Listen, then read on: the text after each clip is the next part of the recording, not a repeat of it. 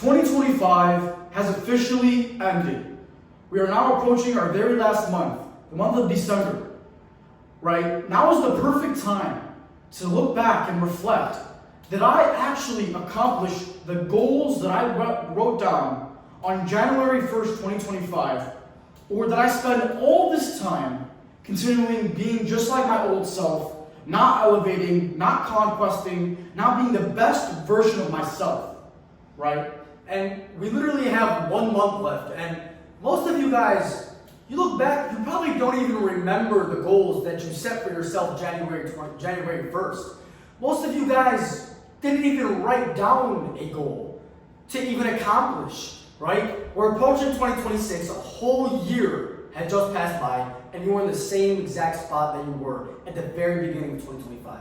Listen, my friend, not all is lost though. So although you might have wasted this entire year doing absolutely nothing and not accomplishing what you intended to accomplish, you still have 1 month left.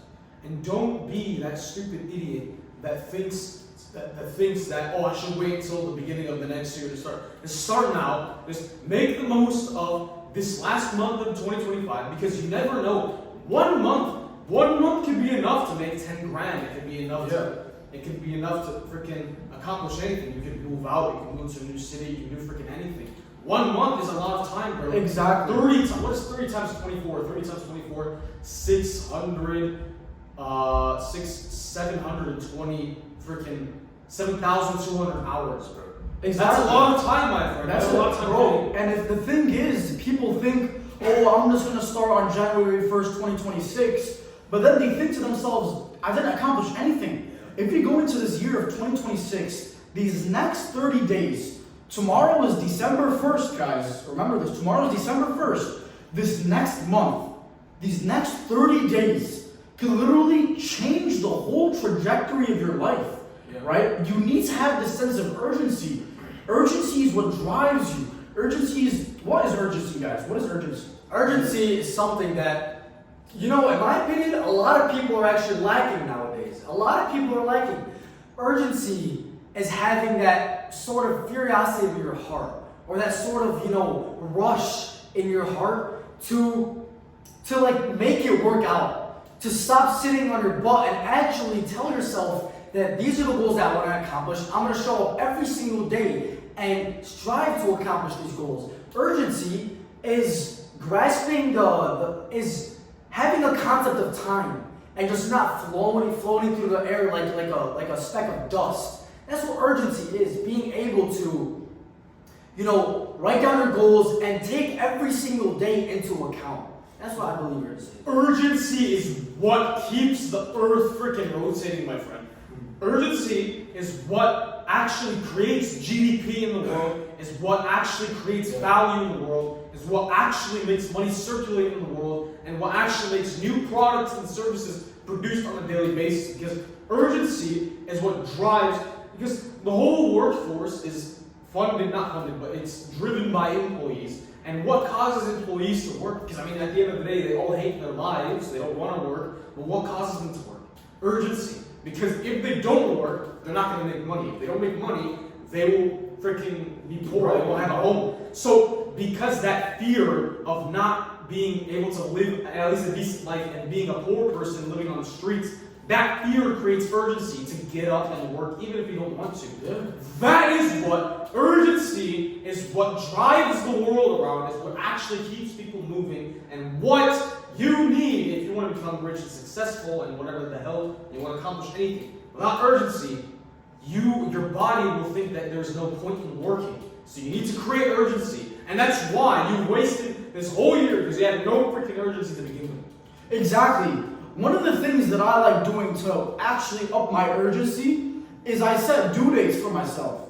You know what I mean? Like, for example, what's helped me get up in the morning. With no urgency, I could just sleep in. But no, I get up at that first ring of the alarm, I brush my teeth, I go dial in, my friend. Yeah. Without urgency, you're not going to be able to have that drive in your life. Your life is going to be mundane. You're just going to be like a little speck of dust flowing through the wind, not having a drive, not having a purpose. Right? You need to, like you said, I wake up with the first ring of the alarm. You need to know what you're waking up for. You need to have a purpose. You can't just be just floating around. You need to set goals for yourself, and you need to set, like times. Like this is the day where I want to accomplish this goal. At the end of 2026, I want to have hit my first 10K month. At the end of 2026, I want to, hit this, whatever the hell you want to accomplish. But if you don't even have this written down, what are you waking up for? Today's whole podcast is surrounded on this singular word, urgency, my friend. Urgency is what drives nations, it's what conquested whole countries, it's what builds empires, right? But without urgency, you're not going to be anything, bro. Let's go into this next year, let's go into 2026, actually doing the things and sticking to our word, bro. We each, I'm sure, each and every single one of us, if you actually have a brain in your noggin, we actually wanted to achieve something in 2025, right? Me and my brothers over here, we tried our best. We're not perfect, but that's why each and every single day you gotta take a stand, take a step. As humans, we're not perfect. You must understand this.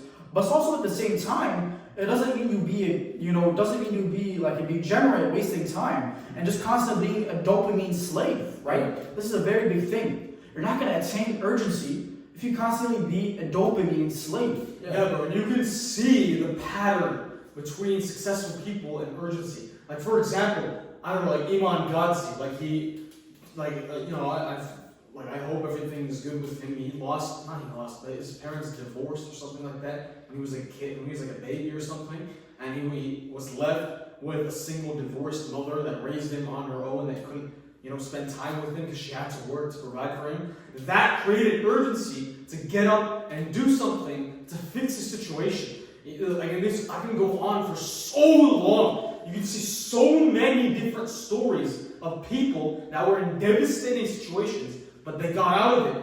Why? Because those devastating situations created urgency. It created the absolute necessity that they got up and did something with their lives to fix what they're in. Whereas the average person, they're spoiled and they have freaking everything they want. At least in America, they're spoiled. They have freaking everything they want. They don't need to work. Yeah. There's no reason. That's a very good point. You know what's crazy too? That some people, bro, even like relating to this guy Ivan Gadzhi, a lot of people do have these devastating stories in their life with their problems going on in their lives, everything like that. But I think you said this last podcast, they don't even want to change. They're so comfortable with just being in the position that they're in that they don't have that urgency. And that's what genuinely shocks me. Me seeing people that they're struggling in life and they're hitting this vape and all these just stupid, nasty things. They don't even want to change. They don't have urgency. They're still in the same position that they're in for the past 5 years. And they don't even want to make a change. That's what genuinely shocks me. How do you not want to better yourself? Like, don't do it for your parents. Don't do it for your brother. Do it for yourself, bro. Stop living to other people's expectations. You need to develop that urgency on your own. No one's going to come and, drag you out of bed and do it for you. Exactly. You could have the perfect script written out for you. The time you wake up, the habits that you should attain to, but you can't teach hunger. Yeah. You cannot teach discipline, and you cannot teach urgency. Right? I remember I used to do wrestling, right? And wrestling is a very tiresome sport. It's extremely grueling, it's extremely tough, it's a lot of competitive, and you need to have that competitive spirit, right? So when I used to do wrestling, I remember I used to do many matches where I used to be winning, right? And then comes the fourth round, and then it turns out I didn't want it badly enough. And I was winning throughout the whole entire match. And then the other person ended up beating me. Why? Because the other person wanted it more badly than me. And at the end of the day, this is what this whole life comes down to. Right? You need to want it so bad to the point where you can literally smell it and you can literally envision it. Right? Sometimes I sit alone and I contemplate, I envision, I use my imagination. And I can literally sniff the future. I sniff the hard work coming into my brain and I give myself goosebumps. Sometimes I even may shed a tear because I understand that if I continue pushing and striving every single rep, every single set, every single hour of work, is I'm going to get one step closer to the vision that I see inside of my brain, right? Some people, they're so numb. They don't even want to better themselves, as you said earlier. Some people, they don't even have that sense of urgency, as you said earlier, that they don't have that drive and they forget the purpose that they have on this planet, my friend, with the social media, with the parties, with all these distractions. We live in America. Billion-dollar corporations just hire people just to make you drive away from your goals and your purpose and your mission, my friend.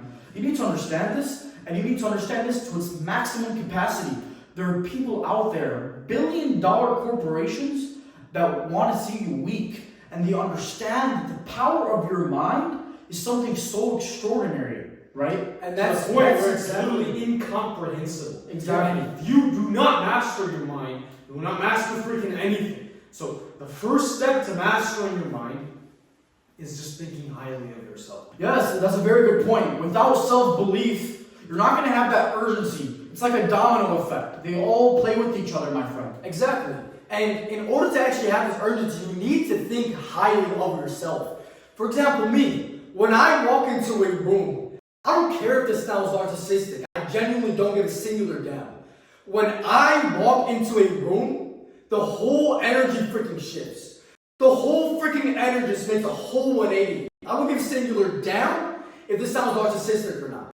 Because I worked on myself so freaking hard. Exactly. So freaking hard. I agree, bro. I agree with that. I agree. You gotta have that level of self-belief to the point where when you walk into a room, people are gonna start tweaking. People are gonna start having their faces turning red. They're not gonna know how to talk. They're gonna start stumbling. They're just gonna start being nervous, right? Because you worked on yourself so freaking hard compared to the average Joe that they're like nothing compared to you. You could literally, it doesn't matter. You know what I mean? Yeah, and I'm not even kidding. Once you get to the point where you've elevated yourself so much, where all these people just, like you're on like a pedestal compared to them, bro, you literally end up being the topic of their conversations. Yeah, bro. Right? You end up being the topic of their conversation at the dinner table, and you're just minding your own business, you're running your own podcast, you're living your own life, but you're constantly at the back of their head because you get in their heads because they're so successful. You live in their heads rent free. Because in order for somebody to take you as an enemy, that means that you are worthy enough to be a threat. So for example, if I'm afraid of somebody, or if I hate somebody, that means they are significant and relevant enough in my perspective for me to actually hate them or fear them. Because they have something that I don't. They have something that I fear. They have something that I'm jealous of. They have something that I envy. So when you are hated by people, do not take that as an insult. Freaking be proud of that. Exactly. Because that shows that you are significant and relevant enough to live in their heads rent free. Because you have something that they envy. Me and my brothers here, we're doing this podcast. I have no doubt that we're doing this podcast right. Why? Because every single video that we post, hundreds of hate comments, right? I even have people coming up and telling me that, yo, this person's talking about this about you, this person's talking about, your brothers, whatever. I'm like, bro, I don't care. Because I know that this is an indicator that we are doing something right. Because if we were doing something wrong, that means we would just be like any other podcast. Yeah. All we have is a phone camera, our brains, and us. And we're taking over the freaking world, my friend. Yeah. And all those haters that are sitting behind their Instagram screen, scrolling their brains out, they're going to be sitting on the sidelines watching, and they're going to be still in the same exact spot while we are here taking over the damn universe, my friend. Exactly. And bro, backbiting it's an extremely nasty sin. Like, it's like how much of a low level, you have to be on such a low level to actually talk bad about somebody when they're not even there. And the crazy thing is, we've never, no one's ever came up to me and insulted me in my face about this podcast. They're always behind my back, behind this, behind that. My opinion, I consider that a badge on our chests when people talk bad about us. When they backbite, it means we're in front of them. We're in front of them because, they're constantly they're scared. They're so scared that they're reflecting their insecurities onto us. Yeah, that's how you know you're doing something right. The reason they're backbiting is because they're freaking behind me. Yeah. You know, continue being behind me while I exceed in every single realm of human endeavor, while you're just behind me just doing freaking nothing, my friend. Yeah. Like being a poor bastard. Yeah. Like, dude, if you were something in life, if you were something in this world, you wouldn't be hating on people. Because, again, going back to my earlier point, why do people take others as enemies? Because they're significant enough to be taken as enemies. Because they have something that they don't. Because why would they hate you? Like, let's say there was somebody that's rich and I'm poor. Versus if I was rich as well. If I was rich as well, I wouldn't care about them. I would be happy for them, my friend. Yeah, exactly. But if I were poor, I would hate on them because I lack something that they have. They have something that I don't. They are worthy enough of being an enemy to me. Because they have something that I don't. They have something I am jealous of, and they have something that I envy. I found something very in common with the people that watch our podcast. There's two kinds of people that watch our podcast. There's the degenerate, dopamine, slave, tax wage bastards that watch our podcast, sitting behind the phone screen, hating, and then there's the people that are actually doing something with their lives, working, playing football, playing sports, actually doing something with their lives that are watching this podcast. There's two kinds of people, right? There's the haters and there's the freaking people that are actually doing something with their lives, right?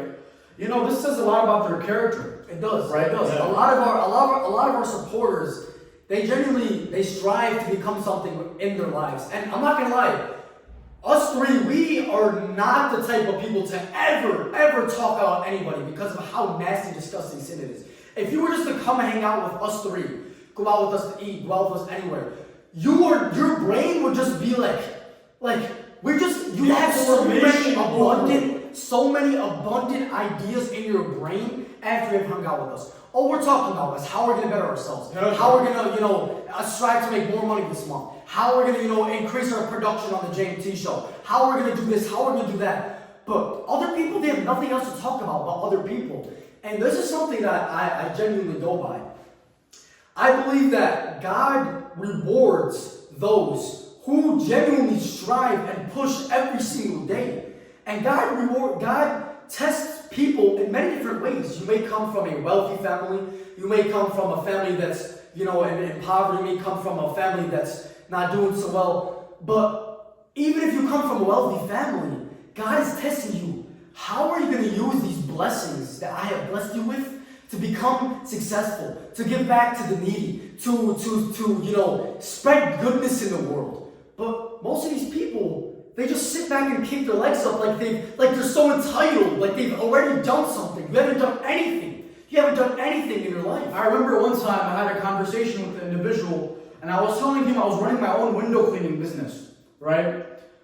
I used to do it ever since I was 15 years of age. I used to go out on the hot summer days, be knocking on doors, asking people if, getting my salesmanship up, getting my charisma and my entrepreneurship up. And I remember I was telling an individual, he's a little bit older than me, that I do this over the summer sometimes.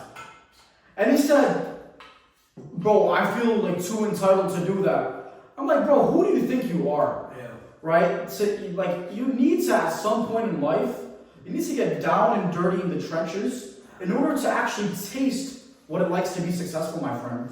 There's a quote that I freaking heard a while ago, and I actually like it a lot. It's, God tests your patience with hardship, and He tests your humbleness with success. I like that. I agree with that, my friend. That's actually a very good point. I like that. Right? Because a lot of people think, oh, why is this happening to me? Oh, my goodness, and they just start shrinking. But a strong man, a strong individual, right, they embrace challenge. Yeah. This is what our whole podcast revolves on. Yeah. Right? Our whole podcast revolves on embracing challenge because it makes you a better person. Having that sense of urgency, having that sense of strength, my friend. Understanding that when I'm challenged, it's going to make me a stronger person, my friend. Yeah, exactly. And that's literally what our whole entire podcast revolves around, is how we're going to embrace challenge. But do you know what people love to do? They just love to take stuff out of context. Yeah, of course. These people said, bro, have you watched a single episode from start to finish? No. Never in your life. If you were to be in one of our conversations, you'd walk out with a brain that has aged by 60 years or something like that, okay? Because literally our conversations are all just self-improvement, freaking money, success, freaking thinking highly of yourself. Like, for the average thing you will hear is something like me saying, when I walk into a room, the floor and the ceiling just come together. All the freaking walls in the room, they just come together like a sandwich. Because my presence, when I enter into a room, when a room feels my presence, it distorts reality. Because my presence is so powerful and there's just so much radiation coming out of me. The kinetic energy coming out of me distorts the freaking reality and the electrons in the room. And it just makes a whole freaking 360 when I walk in there. Yeah. I agree with you tremendously. I remember yesterday, my brother, he walked into a room. Right? I remember this, bro. I was sitting down with my boys. My brother here, he walked into a room. All of a sudden, person's jaw started dropping. I don't give a singular damn if this sounds narcissistic or not, right? Because when you work on yourself so hard, you don't give a singular, not a singular damn, my friend. That's literally how you should live your life. You cannot give a singular damn, not a singular one. Like I'm Not not a even kidding. singular damn. Yes. For example, the other day, me and my brothers here were at the gym, and I was just wearing this cutout. The veins were popping, and when I was walking, I just felt like the dumbbells just levitating into my body. Like, it was just insane feeling because everyone's energy just coming to me. Because everyone's energy, their jaws just dropping. Like, that's how you have to freaking think of yourself. Exactly. Literally, and not even speaking metaphorically. Literally. Like, Exactly. I was there, I was a witness. My own testimony was that I was there and I saw when he entered the freaking weight room, the weights just flew up, they started levitating, and they just came right into his freaking stomach. For example, let me show it to you guys right now. Okay. Oh my god. Dude, that's freaking living proof. Bro, We have superpowers. Yeah, bro. Don't mess, my boy. Bro, that's insane. Yesterday, I was in the gym, leg pressing 7 plates on both sides for 28 repetitions. And then somebody came up to me and asked me, bro, how on earth are you doing this? How are you so strong? I looked at him dead in the eyes and I said, stop being a stupid imbecile and just freaking do it. It is not that difficult, my friend. Accept the reality that this is nothing and that you are a weak imbecile. And right there and then, I backhanded the hell out of this stupid. I was in the gym, benching 405 pounds for 72 repetitions. Then a person came up to me and said, how on earth are you doing this? Then I looked at him dead in the eye and I said, I don't give a singular damn. I don't give a singular damn, and I freaking backhanded the hell out of him. Because I said, do it right now. Then I told him to do the 405 pounds. All of a sudden, he started trembling. He started trembling, and I submitted my aura to him. I gave him the clear, like, you know how they do the clear thing in the hospitals? It was like, the caffeine transmuted into him. Then he just did it. And the next thing you know, he started walking on water the other day.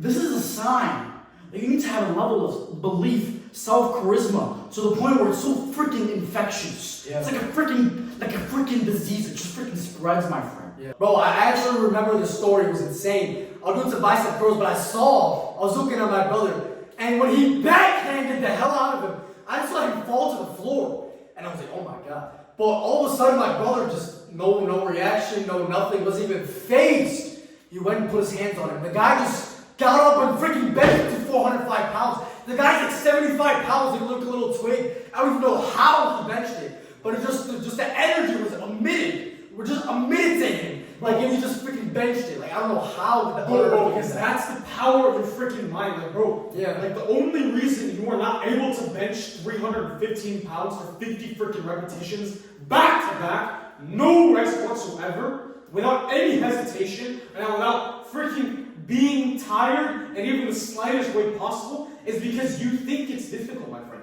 If you think it's easy, and you think it's like just freaking lifting 5 pounds, it'll become that easy, my friend. Exactly. I was walking through the streets of Chicago one day, right? All of a sudden, I see a car going 60 miles per hour towards my premises. I don't give a singular damn, bro, because my strength is impeccable. I went and I did a suplex 180 on the damn car. It went flying to oblivion. And everybody around me was like, what the hell's going on? I just saved 72 people, bro. It was all over the news, all over CNN. I don't give a singular damn. I do not give a singular damn. Yeah, you guys think this sounds narcissistic, bro. Just keep watching on the side. I don't give a singular damn. Not a singular one, man. Not a singular solitary one. Not a singular solitary minute damn. I was singular damn. And listen, if you're getting aggravated to these things that are happening to us, it's mainly because just look at your life, and it's because you haven't accomplished anything. Anything! Yeah, I agree with that, my friend. And that's because everything I say is correct. I am never wrong, ever. Yeah. I am always correct. Everything I say overrides the opinion of anybody else. Like, for example, I remember one time I was in court, okay? I was speeding, I was 2 miles over the freaking speed limit, okay? So I was in court for going 2 miles over the freaking speed limit, alright? And the judge sentenced me to 6 years in prison for going 2 miles over the stupid goddamn speed limit. When he said that, I just stood up like this.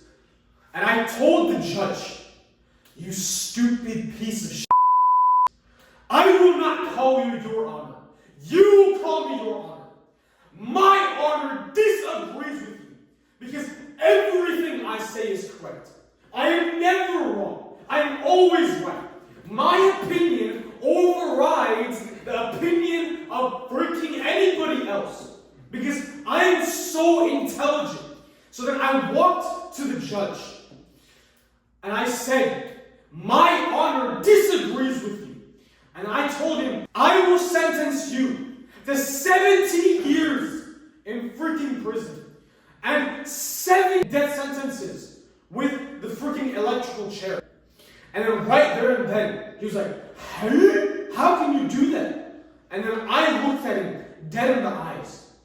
And I freaking backhanded the hell out of him. When I backhanded him, the freaking kinetic energy hit his face, and his face went straight into the wall, and his freaking head was stuck in the wall, and he was like this, coming out of the wall. And then my lawyer the whole time, he was like, hey? No, so I was in that courtroom that day. I remember like it was yesterday. It was in 2023, right? And the judge, she was a bad. To be flat out honest, the judge, he wasn't really too good. It looks like he just woke up from his nap, and it looks like he was on his his period or something. Yeah. Right? And then I was in that courtroom. I was trying to mediate the situation. The lawyer, he was like having a seizure on the ground. Yeah. And then like I had to back down the hell out of him a couple of times for him to wake up because this was his first time ever seeing this in his history of the trajectory of his life, right? And then he ended up, not having to go to federal prison for 6 years. And the story was good. The whole moral of the story is that you need to have an impeccable level of self-belief to the point where reality itself starts transmuting inside your brain into reality, my friend. Yeah. And it's actually so crazy because me and my brother were witnesses there. And when I saw him just tell the judge, you do not call me. I'm not gonna, when you said, I'm not gonna call you your honor, that's what you call me? I would have sitting like, wow. Yeah. Wow. Because you just have to demand so much respect from them. You have to grab it, freaking, you have to open up their brains, dig in, grab the freaking respect out of them, and just eat it right in front of them. And I was like, I was even holding it back. And the judge is gone now. The judge is The judge freaking retired when they just jumped off the cliff. Yes, he's gone. Okay, he's never waited so much energy being emitted by freaking us in one damn courtroom. Yes. The whole freaking courtroom, I felt just the roof slowly start to pop off of the courtroom because our energy just freaking exploded. They had to completely shut down the entire courtroom after this incident. Yeah. You wanna know why? Because the wall just completely shattered to smithereens, my friend. Right when we walked in and we freaking spoke, the glass just shattered and everyone with their freaking babies just running everywhere. It was a massacre. It was a masterpiece, my friend. When I speak, when just one word comes out of my beautiful, freaking magnificent mouth, the kinetic energy coming out of my freaking mouth destroys the walls in the room. So when I'm in a room having a conversation with anybody on freaking earth, one word coming out of my mouth shatters the glass to pieces. Yes. The freaking ceiling breaks apart. The freaking walls shatter to pieces. The floor shatters to pieces. And the earth's core, I can see the earth's core. And just because my words and their kinetic energy dug a hole into the freaking ground all the way into the earth's core. I can see the freaking lava right there and then. Yes, exactly, my friend. And this is the level of urgency you need to have. And this is kind of what we're surrounding the whole entire podcast around is just this level of urgency that me and my brothers have. And if you don't have this urgency, how you speak, how you walk, how you talk, you're just gonna get stepped on like a little pure and utter bastard. Bro, you have to have so much freaking urgency. Like, I remember back in high school, bro, freaking, I had a math test. I don't use the word test. I substitute the word test for slave examination. So I had a math slave examination in my math, not class. I substitute that with plantation. So I had a slave examination in my math plantation. And my substitute the word teacher for indoctrinator or slave master. And my slave master / indoctrinator, he gave me my freaking slave examination after I already completed it. These were the results that I got in my slave examination. Okay? And I got a 0% on it. And I walked up to him. I walked up to my slave master, my / indoctrinator. And I said, Brennan. I called him by his first name. Brennan. How dare you give me the most important and successful person in the whole freaking classroom? My net worth is 17 times yours, and I'm 1/17 of your age. And I told him, Brennan, how dare you have the audacity to give me a 0% on this slave examination? You know that I deserve better than this, Brennan. So right there and then, I took my hand and I grabbed his bald head. And I said, Brennan, you do not give me a 0 on this slave examination. And I just threw him and he broke the freaking wall. And he went to the hospital for 7 years and he died. When I walk into a room, everybody in the room just starts trembling and having a seizure. I don't give a singular damn because my aura is so impeccable. It's so frightening. It just makes everybody have a seizure and start trembling and shaking, my friend. Yeah. And even me, like when I just go and meet any man, right? I go in and shake your hand, hey, what's up, buddy? I just squeeze! I just freaking squeeze! Until they just stare at me in shock and they just freaking just tell me to please let go. Yeah. But no, you never let go. I was once in a group. An individual came up to me to shake my hand. And I know this person is a blasphemous bastard. Yeah, so And I took his hand and I shook it so freaking hard. Mind you, my grip strength is 17 megatons, my friend. yes. And I crumbled his freaking hand. I felt every single minute bone just break, my friend. Yeah. So, the whole moral of today's podcast is self-urgency. Yeah. You need to have that self-urgency. You need to be focused. You need to stay disciplined. And you need to understand that without urgency, you will never amount to anything. It was great having you guys here. Thank you guys.